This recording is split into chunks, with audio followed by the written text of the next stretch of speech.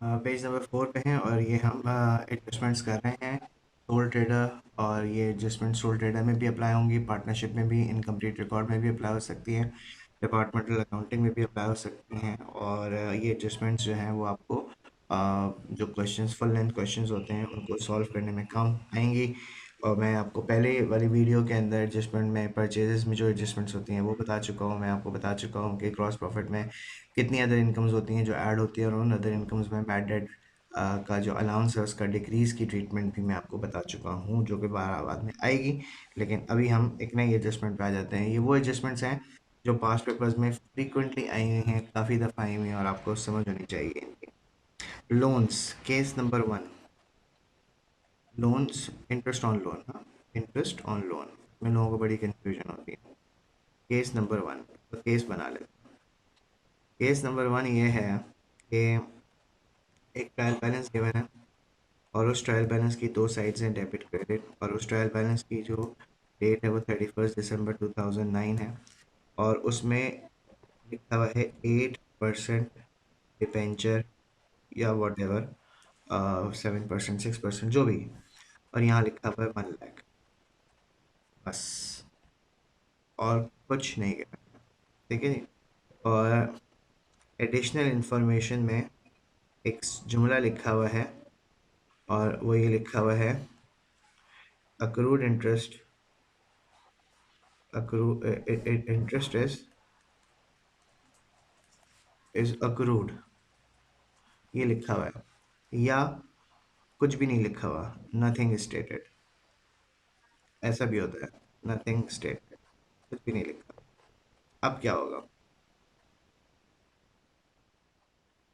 तमीज से लिख देते हैं नथिंग स्टेटेड, कुछ भी नहीं लिखा हुआ, खामोश है क्वेश्चन। अब आप क्या करेंगे, ग्रॉस प्रॉफिट जब आप कैलकुलेट करेंगे उसके नीचे जब आप एक्सपेंसेस लिखेंगे, उन एक्सपेंसेस में आप क्या लिखेंगे, इंटरेस्ट। और इंटरेस्ट आपने लिखा, और क्या लिखा, 1 लाख का 8%, 8%, 8,000। और जब आपने ये आपने इनकम स्टेटमेंट में काम किया, जब आप स्टेटमेंट ऑफ फाइनेंशियल पोजीशन बनाएंगे तो क्या करेंगे, आप लिखेंगे करंट लायबिलिटीज में, अदर पेबल्स में, अदर पेबल्स में क्या लिखेंगे आप, 8,000। क्या मतलब हुआ कि जितना इंटरेस्ट ड्यू था उस पे से कुछ भी पे नहीं हुआ। अक्रूवल ही कहता है तो क्या हुआ, पे नहीं हुआ, एक्सपेंस तो है। तो इसकी अगर एंट्री पास करनी हो, जो कि कभी नहीं आती है लेकिन आपको समझ होनी चाहिए एंट्री की, तो एंट्री पास होगी इंटरेस्ट एक्सपेंस डेबिट, और इंटरेस्ट पेएबल या अक्रूड इंटरेस्ट, जो भी आपको आपके टीचर ने पढ़ाया, ये जो मैंने आपको पढ़ाया हुआ है उसमें ये एंट्री पास। इस एंट्री को पास करना ज़रूरी नहीं है लेकिन आपको ये पता होनी। तो मैं पैराग्राफ लिखने जा रहा हूँ एक, और वो पैराग्राफ ही लिखने जा रहा हूँ, if a certain amount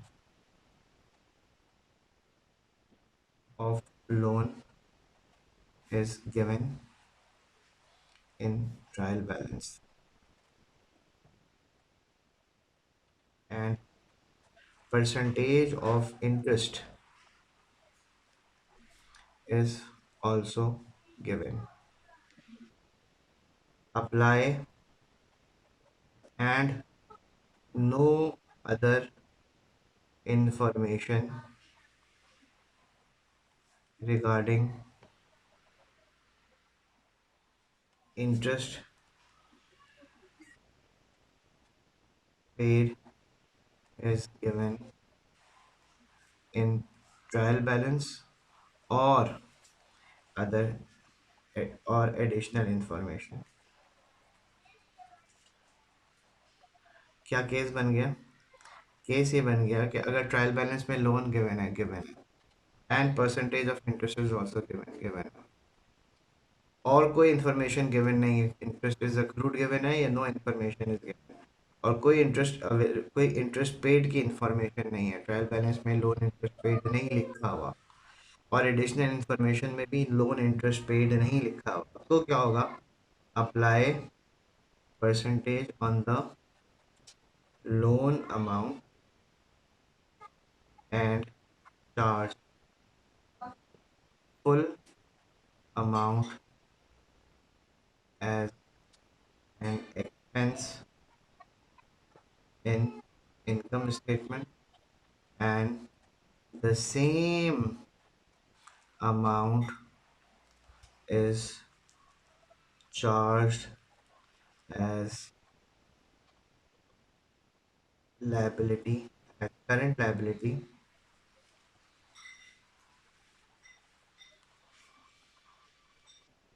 under the head of other payable. ठीक है जी, इसकी फोटो आपको मिल जाएगी। ठीक है ना, यानी आप जब भी सोल डेटा का क्वेश्चन देखें उसमें लोन की अमाउंट देखें ट्रायल बैलेंस में, और कुछ ना देखें, परसेंटेज देखें, तो आपने ये काम करना है। ठीक है, उसकी लॉजिक ये है। सही है जी, आगे बढ़ो। केस नंबर 1 था ये।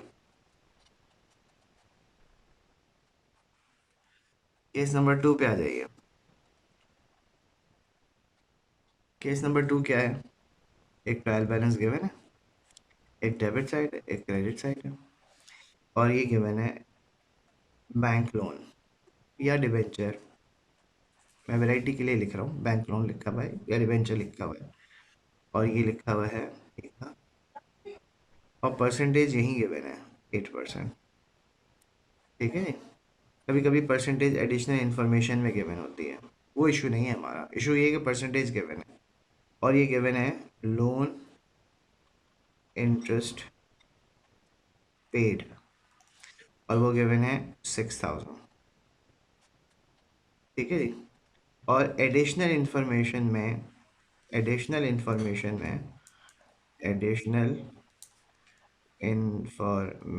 में आपको क्या गिवन है?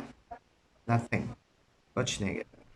ठीक है ना, या ये गिवन है कि ये तो कुछ नहीं गिवन, कोई स्टेटमेंट ही गिवन नहीं है इंटरेस्ट के हवाले से। ठीक है ना, ज़्यादातर तो नहीं गिवन होता।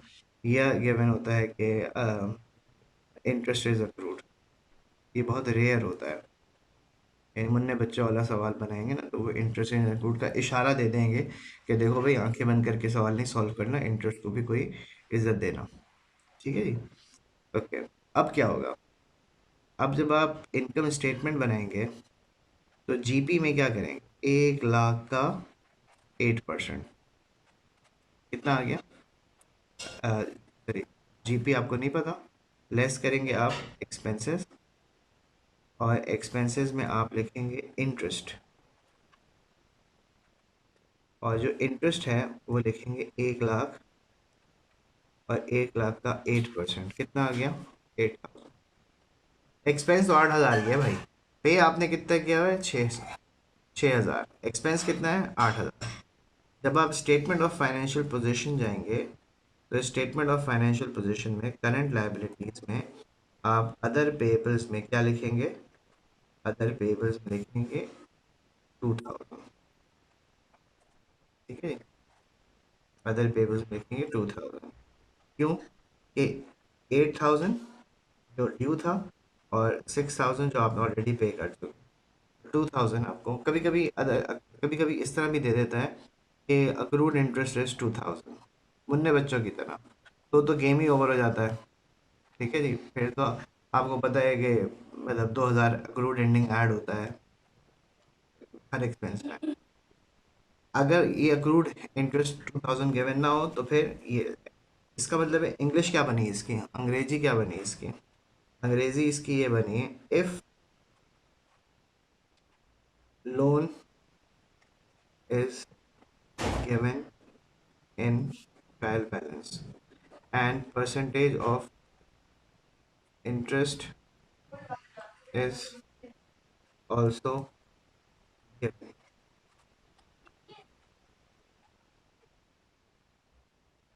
and loan interest paid is given in the trial balance. Apply the percentage of interest on loan amount 1,08,000 8,000 and charge the whole amount of interest as an expense in income statement.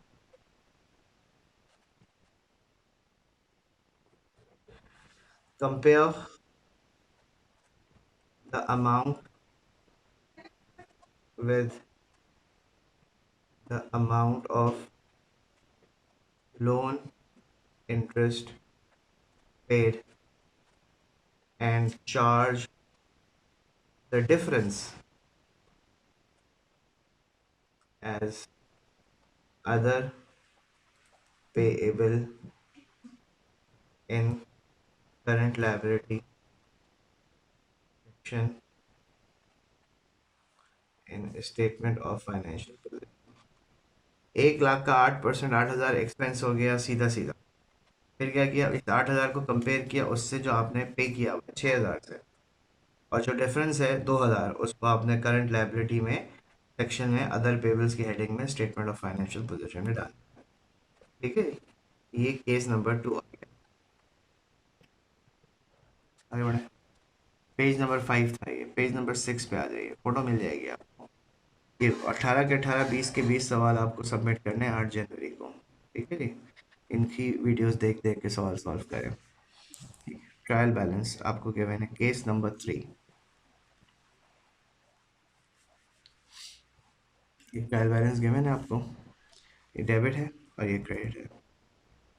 ये बहुत rare होगा कि 8% debenture interest debentures आपको given है, debentures 8%, 1,00,000 है। ये case बहुत rare होगा, बहुत रेयर होगा। ठीक है, और लोन इंटरेस्ट पेड गिवन है 10,000। ठीक है, और एडिशनल इंफॉर्मेशन खामोश है पाकिस्तानी अवाम की तरह महंगाई के ऊपर। एडिशनल इंफॉर्मेशन में खामोश, कुछ नहीं। ठीक है, अब क्या होगा, नथिंग, कुछ भी नहीं लिखा हुआ एडिशनल इंफॉर्मेशन में। ठीक है, एक दफ़ा आया है पास पेपर्स में प्रीपेड सूद का जो कॉन्सेप्ट है ना, प्रीपेड इंटरेस्ट का concept, ये पहली दफ़ा, एक ही दफ़ा आया है बस अभी तक। ठीक है ना, इसमें क्या होगा जी, जीपी, आपने इनकम स्टेटमेंट बनाया, इनकम स्टेटमेंट में आप जीपी तक आ गए, जब जीपी में आ गए लेस कर दिया आपने एक्सपेंसेस, और एक्सपेंसेस में इंटरेस्ट कितना लेस करेंगे आप, इंटरेस्ट एक्सपेंस कितना है, 1,00,000 का कितने परसेंट, 8%, कितना आ गया, 8,000। ठीक है जी, भाई परसेंटेज अप्लाई होगी लोन के ऊपर बस। ठीक है जी, हमेशा एक्सपेंस अक्रूवल की बुनियाद पर रिकॉर्ड होगा। फिर क्या होगा, जब आप स्टेटमेंट ऑफ फाइनेंशियल पोजीशन बनाएंगे तो उसमें आप करंट एसेट के सेक्शन में प्रीपेड इंटरेस्ट, जो प्रीपेड को हम अदर रिसीवेबल बोलते हैं, वो क्या करेंगे, 10,000 माइनस 8,000, 2,000 लिखेंगे आप, ये आपका एसेट बन जाएगा। अंग्रेजी क्या बनी, if the amount of loan is given in the trial balance and percentage of interest is also given along with the amount of interest paid in trial balance.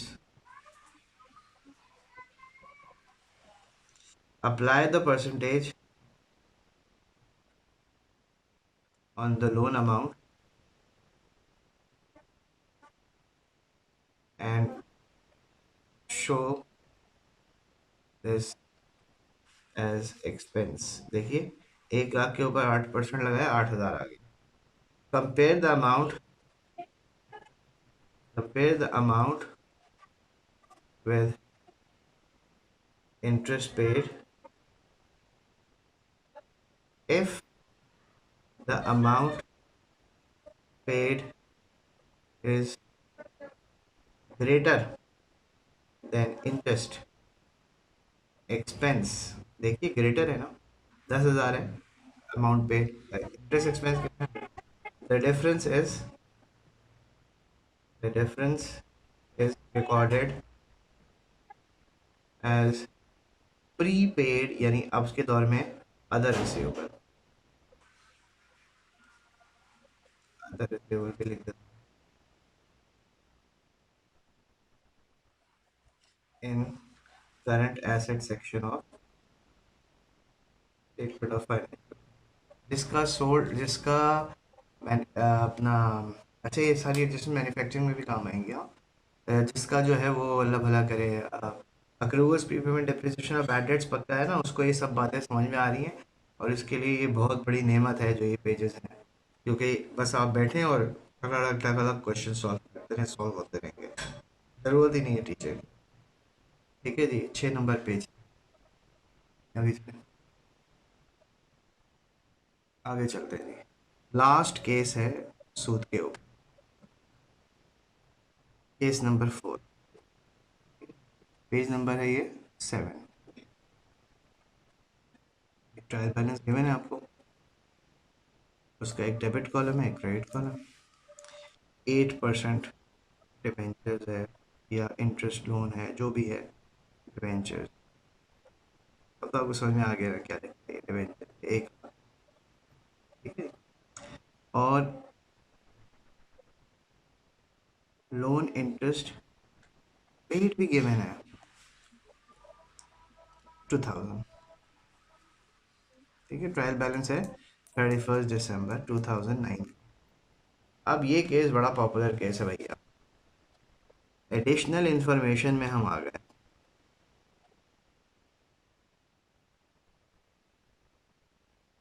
Additional information क्या कह रहे हैं, loan was acquired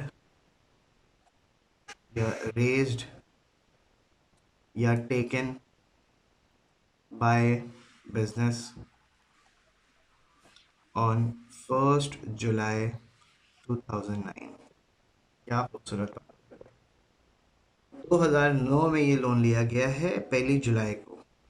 अब क्या होगा, जब आपने income statement बनाया, तो उस इनकम स्टेटमेंट में जब आप जीपी लिखेंगे, लेस एक्सपेंसेस करेंगे, ये बड़ा कॉमन है, ये बहुत ज़्यादा इन है ये, इसमें आप सूद लिखेंगे, इंटरेस्ट एक्सपेंस, तो वो क्या लिखेंगे, 1 लाख का 8%, लेकिन आप उसको डिवाइड कर देंगे 6/12 से, क्यों, क्योंकि आपने जुलाई में लोन लिया है ना, जुलाई अगस्त सितंबर अक्टूबर नवंबर दिसंबर, 6 महीने पहले लिया। अगर ये कहता जी अक्टूबर में लिया है, तो अक्टूबर नवंबर दिसंबर 3/12 से डिवाइड कर, अगर ये कहता अप्रैल में लिया है, तो जनवरी अप्रैल मई जून जुलाई अगस्त सितंबर अक्टूबर नवंबर दिसंबर 9/12 से डिवाइड करते। तो ये अक्रूवल्स का कॉन्सेप्ट कहता है कि सूद तो जाहिर है आप उतने ही महीने का देंगे ना जितने महीने आपने लोन इस्तेमाल किया है, तो लोन ही जब आपने 1 जुलाई को लिया है, तो ठीक है ना, समझ आ गई ना बात। मुझे यकीन है कि मेरे स्टूडेंट्स को कम एक बात खोपड़ी में आ गई है। 1 लाख का 8% कितना हुआ, 8,000, 8,000 का आधा कितना हुआ, 4,000 एक्सपेंस में, ठीक है जी। अब जब आप स्टेटमेंट ऑफ फाइनेंशियल पोजीशन बनाएंगे, तो उसमें आप जो करंट लायबिलिटी का सेक्शन होगा, उसके अंदर जब आप अदर पेएबल लिखेंगे, उस अदर पेएबल में आप 4,000 को कंपेयर करेंगे 2,000 से, जो आपने पे किया होगा, तो 2,000 आपका एक्सपेंस आएगा, अदर पेएबल लायबिलिटी आएगी, ठीक है ना। इसकी अंग्रेजी क्या होगी, if amount of loan is given in the question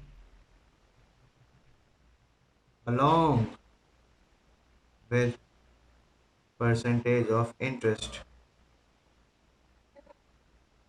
apply the percent and date of loan is also given, then charge interest proportionally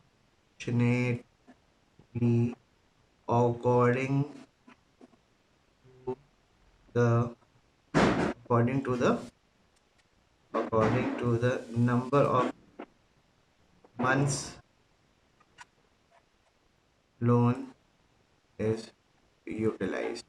बेहतर ऑप्शन पता है ये है कि आप इसको अपने हाथ से अपने रजिस्टर में सारे केसेस जो तस्वीरें आएंगी ना, जो पिक्स आएंगी आपके पास, अपने हाथ से इसको कॉपी कीजिएगा। और मैं पढ़ इसलिए रहा हूँ ताकि अंग्रेजी जो आप लिखी हुई है अगर राइटिंग ख़राब भी है तो आप समझ में आ सके।